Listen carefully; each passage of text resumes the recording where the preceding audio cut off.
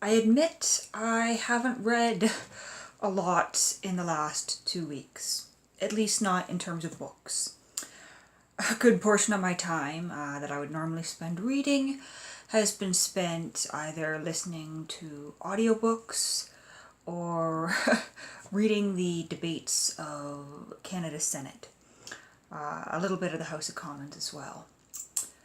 But in terms of audiobooks, I started listening to something this week, kind of an odd choice for me, actually related to American politics, and that is a biography of Richard Nixon, simply called Richard Nixon, by John Farrell, I believe his name is.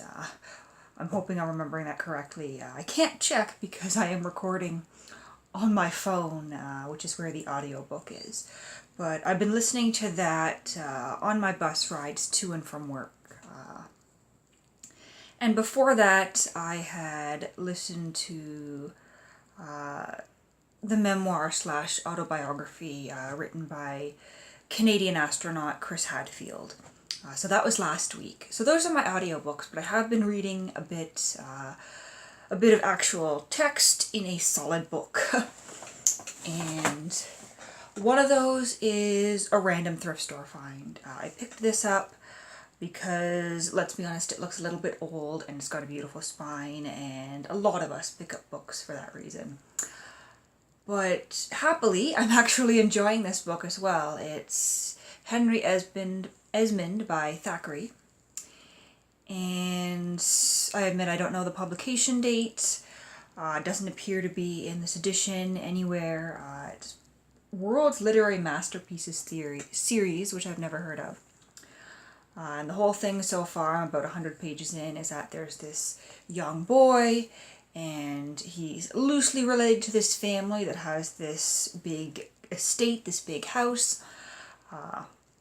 He is taken in by the original owners of the house. They get caught up in some politics. If you know British history, I think you'll understand it better than I do. Something to do with Orangemen. They get caught up in that.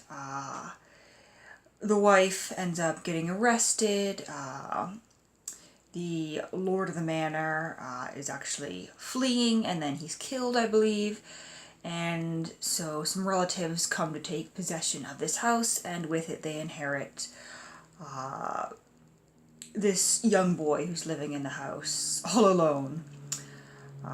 And at the point I've gotten to, he is about 16 years old, and the new lady of the house has decided that since she's inherited a bunch of money from her dead aunt, that she is going to send Henry Esmond, who she's raised as sort of a son, but not completely a son, because there's still a bit of kind of tension and resentment there. A little bit of the sense that he's very much indebted to them. She decides that she's going to send Henry to college, and that is as far as I've gotten, and I'm probably going to perhaps finish this weekend, but perhaps not. Depends on what my mood is. So far my weekend plans are finishing this glass of wine and baking gingerbread cookies, probably on Sunday, so that they're fresh, so I can take them to my coworkers on Monday. So I've been reading a little bit of that Thackeray novel, and then I read a portion of another thrift store find. Very, very light reading, and it is the World of Pooh. And I saw this, I'm like, I've got to have this. I grew up on Winnie the Pooh. There was a VHS tape that I watched again and again as a child. When I was really young, my mom tells me that we couldn't make it through the whole thing at once, so we would watch it in portions over several days. But it was the Many Adventures of Winnie the Pooh, I think. And it was based off the stories in this book.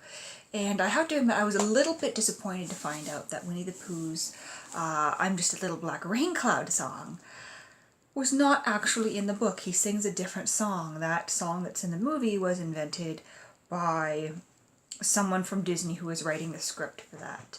As well, perhaps a welcome change in the movie, when Pooh Bear is singing that and he's holding onto his balloon and floating up to the honey tree, it is the bees that pop his balloon, sending him falling down, rather than, as in the book, Christopher Robin comes out with his gun because Pooh Bear wants to get down, and he shoots at the balloon but hits Pooh Bear first. I think the bees popping the balloon are a little bit more child-friendly, although perhaps not any less scary. I have to admit, I may have found that scene a little bit frightening when I was about 3 or 4, the thought of bees chasing Pooh Bear. But that was nothing compared to the heffalumps and woozles that came later on.